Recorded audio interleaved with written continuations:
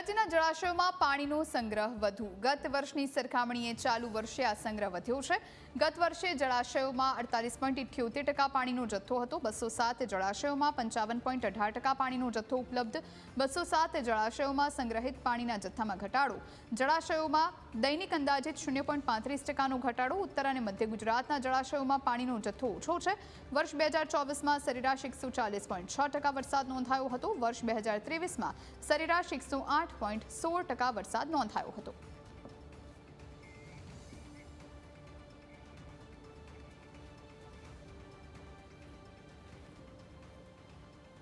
તો પાણીનું સંકટ હવે નહીં રહે।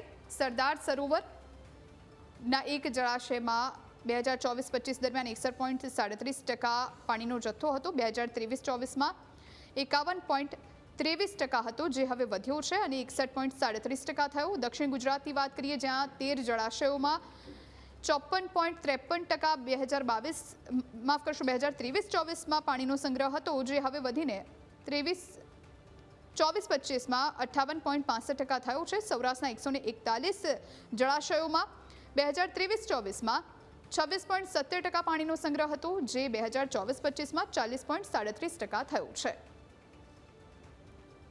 આ તરફ કચ્છની વાત કરીએ, જ્યાં 20 જળાશયો આવેલા છે। 2023-24માં 39.25% જળ સંગ્રહ હતો। 2024-25માં 37.97% છે। મધ્ય ગુજરાતમાં 17 જળાશયોમાં 2023-24માં 55.16% હતો જળ સંગ્રહ, જે 2024-25માં 53.57% થયો છે। અહીં ઘટેલો જોવા મળી રહ્યો છે। ઉત્તર ગુજરાતની વાત કરીએ, જ્યાં 15 જળાશયોમાં 2023-24માં 35.36% જળ સંગ્રહ હતો, જે ઘટીને 34.13% થયો છે।